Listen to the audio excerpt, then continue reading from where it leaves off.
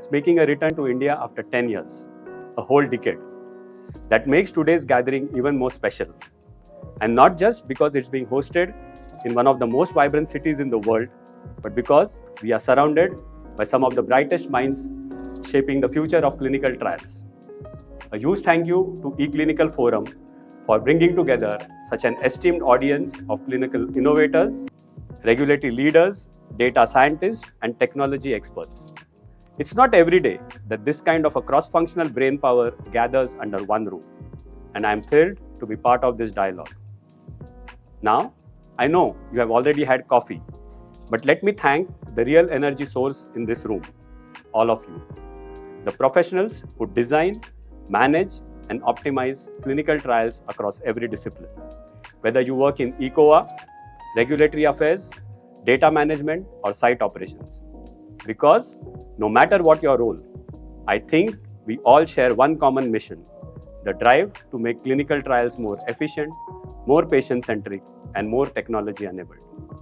And today, we stand at the cusp of the transformation that's both exciting and in many ways overdue. A transformation driven by AI, automation, and the power of data.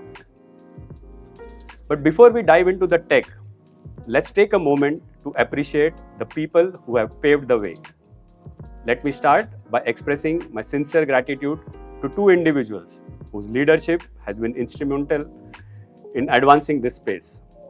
Wolfgang, the chairman and EU facilitator of eClinical Forum, has been the guiding force in the digital evolution of clinical trials. His expertise, shaped by the years at the helm of digital, data, and IT at Merck, continues to foster innovation and collaboration across the industry. Thank you, Wolfgang, for your vision and steadfast commitment to the progress. And of course, Sean Higashio, the APAC facilitator of ECF.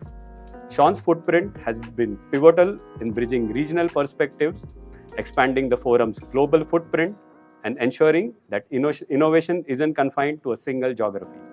Sean, your dedication helps make an event like this truly global. Today, I want to take you on a journey, not through algorithms and platforms, though we'll definitely get there, but through the human side of clinical research. Because before we talk about technology, we must talk about something far more important, the patient. Let me begin with a story, one that I believe will resonate with everyone in this room. Meet Sarah.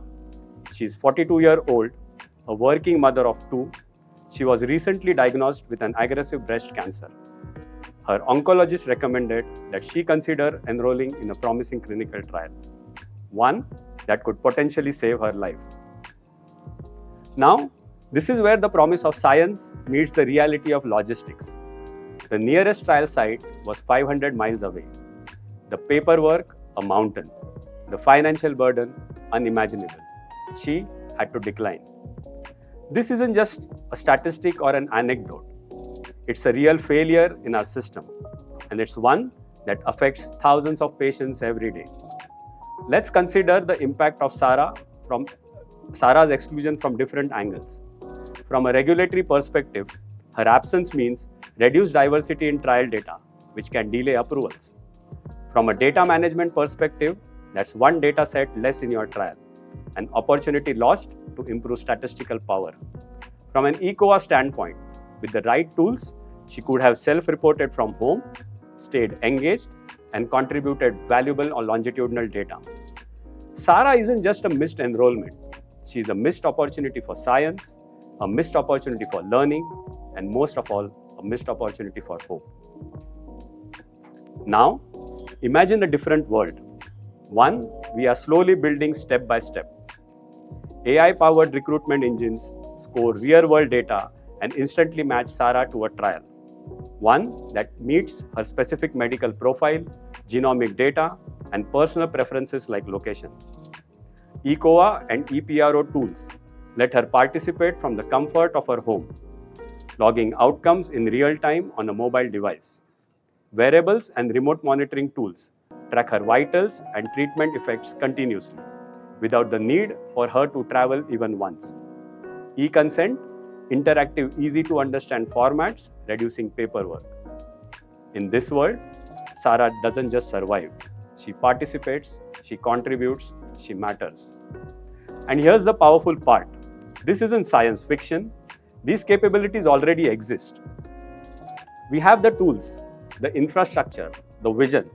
But if we are honest, we still face roadblocks. Technical, operational, regulatory, and human. And that's what I want to explore today. Because for every Sara we enable, there are dozens more like her who still face friction at every step. So, as we discuss pipelines, platforms, and predictive models, let's keep Sara at the center. Because at the end of the day, this journey isn't about clinical trials. It's about people, and every patient left behind is a story we need to rewrite. To set the stage for an engaging session, I would like to start with a question for all of you. Please cast the votes by scanning the QR codes on the screen, or there are papers, there are some leaflets on your tables which you can scan.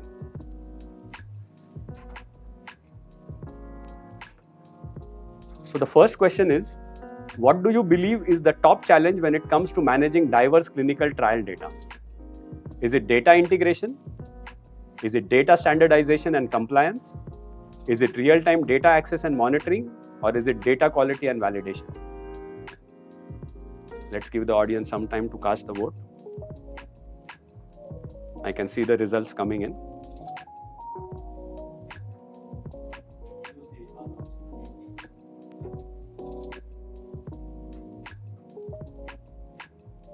Oh, it's slowly changing. The dial is rotating. So is everyone done? Okay, that's great. So data integration is 24%. Oh, it's still changing. Let me give some more time for it to settle. Everyone done? Okay. So data integration is 26%. Data standardization and compliance is 21%. Real-time data access and monitoring is 30%. And data quality and validation is 18%. Thank you for the participation. I see a clear need for unifying and visualizing data across platforms in real time. Next, let's rewind the clock for a moment. Think back to the classic era of clinical trials. I like to call it the Stone Age of study management. Study protocols printed and stored in massive binders, some of which were heavy enough to replace our gym dumbbells. Patient asked to keep paper diaries, only to forget half their entries or spill coffee on them. Monitors traveling site to site with luggage full of spreadsheets, binders, and hope. And don't get me started with the file naming convention. I have seen Excels labeled as file _version _trial data _V2 _real final _March 22 use this one .xls. If that doesn't seem chaos, I don't know what does. But then something began to shift. I would like to take a pause here to understand where we stand on the digital transformation journey. Please scan the QR codes and let us know what do you think. How digitally enabled are your clinical trials? Are they fully digital? End-to-end digital processes with real-time data integration, monitoring, and analytics? Is it mostly digital? Majority of the processes are digital, but some manual interventions remain. C, partially digital. Basic digital tools are used, but data integration and automations are limited. Not digital, predominantly paper-based processes with minimal digital adoption.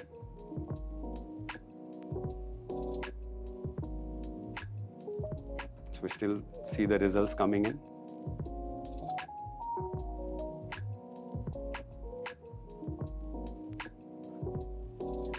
Appreciate your responses. Everyone done? Okay, great. So 7% is fully digital.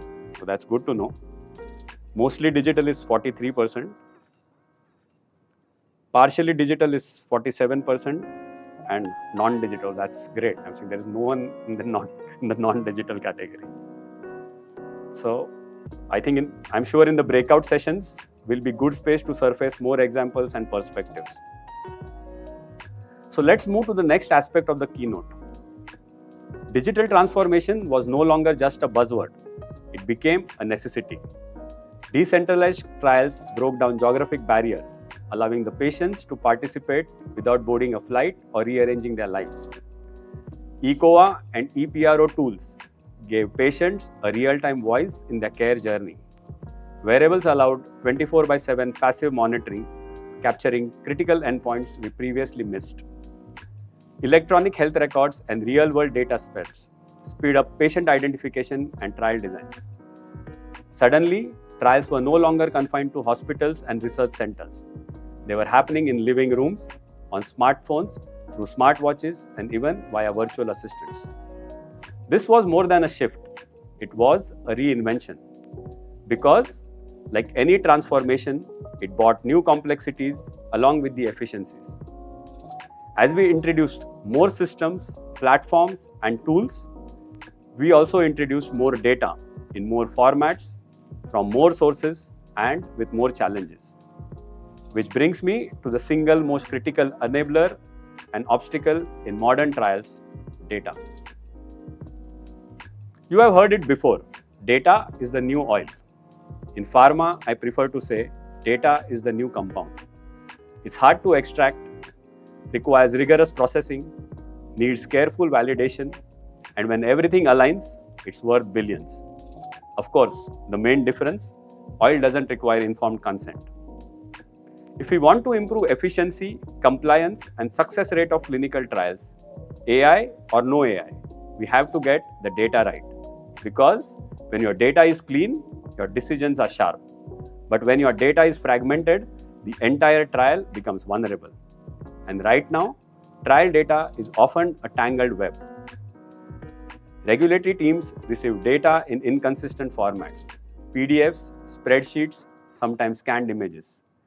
Clinical operations team wrestle with interoperability across CTMS, EDC, ECOA, labs, and third-party systems. Data scientists are handed unstructured inputs from wearables, EPROs, and site nodes, and then told to run predictive analytics. The result? Slower submission, errors in reporting, missed signals, and frustrated teams. Without integration, standardization, and validation, your data loses its strategic value. But before we proceed further, I would like to uncover potential gaps in our processes. Please cast your vote for the question on the screen. What are the current blind spots in clinical trial data management? 1. Is it inadequate data integration across systems, inconsistent data quality and validation, or is it inefficient risk-based monitoring, or is it over-reliance on manual processes?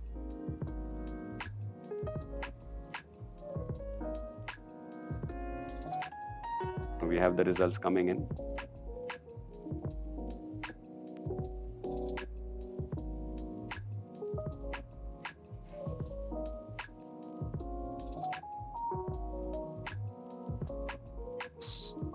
I think it's still coming in.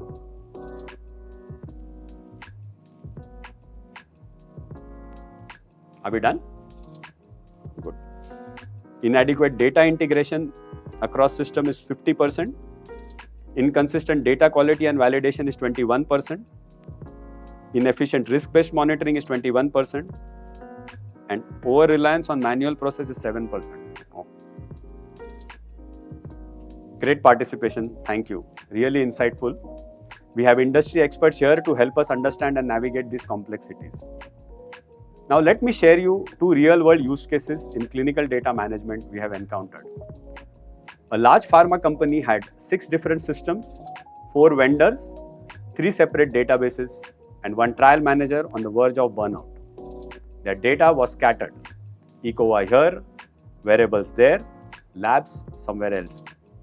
We implemented a central data lake, unified patient-level data, automated ETL pipelines, CDIC compliant outputs. Results: 60% faster regulatory submissions, 50% fewer data quality issues, and a well-rested trial manager. Here's a second real-world example where efficient data management significantly improved clinical trial project management. A mid-sized sponsor juggling 20 trials faced disjointed CTMS, PPM, and regulatory systems, manual reporting, no real-time performance trial insights. We integrated their systems and built a Power BI dashboard.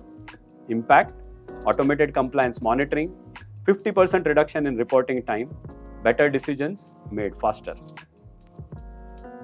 Now, let's shift gears and look ahead.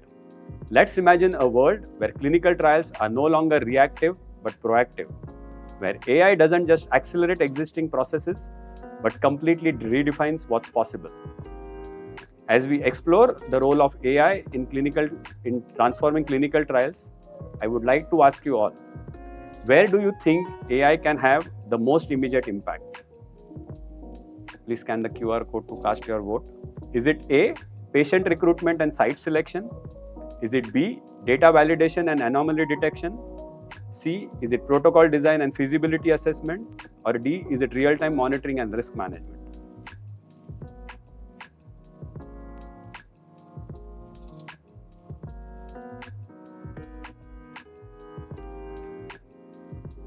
Now the pie chart is fragmented.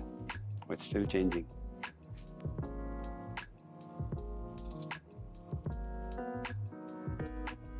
So, I think it's still changing.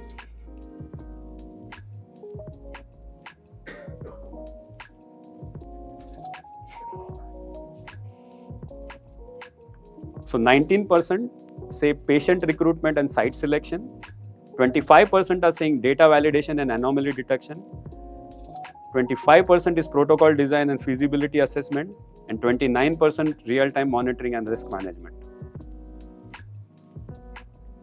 There is a clear traction with AI, but we are only scratching the surface. There is much more to uncover on day 3. We are entering an era where AI predicts patient outcomes before they happen, trials adapt protocols in real time, sponsors have dashboards that light up risks before they become red flags. This isn't some futuristic ambition. It's already starting to happen. Traditionally, we design protocols, launch them, and hope for the best. But what if the protocols could optimize itself? That's what AI is enabling today. Algorithms analyze patient responses mid-trial, allowing dynamic protocol adjustments. Workflows can be automated end-to-end, reducing manual delays. AI can flag risks, not just from site data, but even from social sentiment, patient forums, and wearable trends. It's like having a co-pilot for every clinical team, a system that sees what humans can't and reacts faster than we ever could. Next, let me take you through the endless possibilities of AI. Here's a real-world challenge faced by one of the largest pharmaceutical companies. They were struggling with a specific but critical issue: manual drug dosage prediction at clinical trials. This wasn't just a minor inefficiency. It created a domino effect. The manual process was time-consuming and error-prone. It led to over-ordering, with SKUs sitting idle and eventually expiring. Worse, dosage mismatches and transit delays meant drugs were expiring mid-shipment, a serious risk for trial timelines and patient safety. We stepped in with a machine learning-powered solution. Our approach: we trained the ML model on historical site-level data, including patient enrollment trends, dosing schedules, and shipping patterns. The model identified usage patterns and predicted dosage requirements with 95% accuracy. The impact was transformational. 30% cost saving from reduced drug waste, significant reduction in manual effort for trial site coordinators, minimized mismatches between dosage predictions and transport timelines, keeping drugs viable and patients safe. This is a great example of how AI isn't just about automation. It's about precision, safety, and smarter decision-making in clinical operations. Now, allow me to shift the lens eastwards to India. We are a country of 1.4 billion people, 28 states, over 70,000 hospitals, and a growing population burdened by chronic and lifestyle diseases like diabetes, cardiovascular disorder, and oncology. But things are changing fast. 600 plus GCP compliant trial sites, digital public infrastructure, Aabha IDs, CoWIN, eSanjeevani. Regulatory reforms like NDCT Rules 2019, a thriving biotech startup ecosystem, and a youthful, tech-savvy clinical workforce.